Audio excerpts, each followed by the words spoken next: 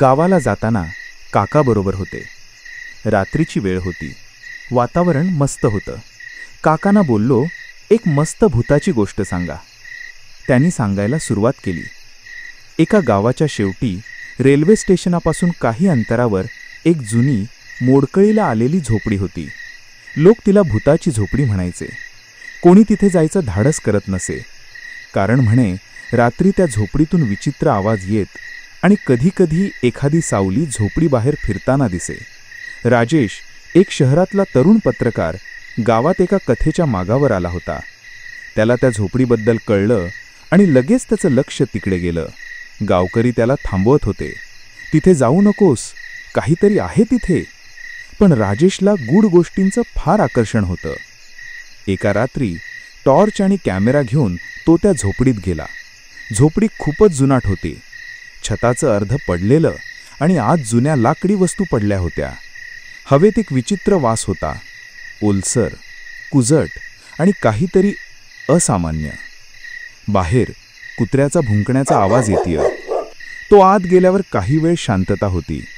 मग अचानक मागून दरवाजा आपोआप बंद झाला. राजेशने टॉर्च फिरवला आणि समोर एक सावली हलताना दिसली. एक बाई, केस विस्कटलेले, चेहरा अस्पष्ट. कोण आहेस तू? त्यानं विचारलं. पण त्याऐवजी त्याला एक घुसमटलेला, थरथरता आवाज ऐकू आला. माझं मूल कुठं गेलं? माझं बाळ कुठे आहे? राजेश त्या रात्री झोपडीतून कसाबसा बाहेर आला.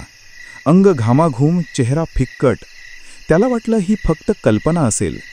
पण त्याच्या कॅमेऱ्यामध्ये जे रेकॉर्ड झालं होतं ते पाहून त्याच्या पायाखालची जमीनच सरकली. कॅमेऱ्यात स्पष्टपणे दिसत होतं झोपडीच्या कोपऱ्यात उभी असलेली ती सावली, तिचे लालसर डोळे आणि भिंतीवर स्वतःहून उमटलेली एक लहानशा पावलांची रांग. त्याच रात्री त्याला झोपेत पुन्हा तोच आवाज ऐकू आला. माझं मूल, माझं बाळ कुठं आहे? दुसऱ्या दिवशी राजेशने निश्चय केला, या आत्म्याला मुक्ती मिळायला हवी.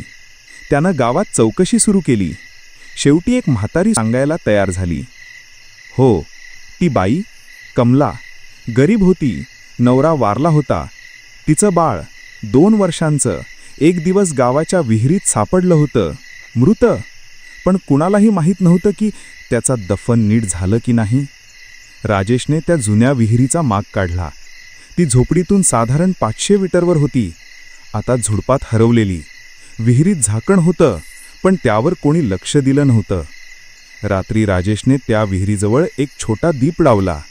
तो फुलं आणि मिठाई घेऊन गेला, बाळासाठी, आणि मनापासून त्या आईसाठी प्रार्थना केली.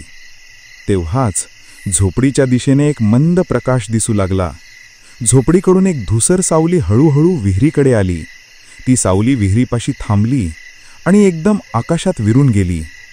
एक क्षणभर वाऱ्याची झुळूक आली आणि कुठून तरी एक शांत आवाज ऐकू आला. माझं बाळ मला भेटलं, आता मी जाते. त्या दिवसापासून त्या झोपडीत कधी भूत दिसलं नाही आणि आवाजही ऐकू आला नाही.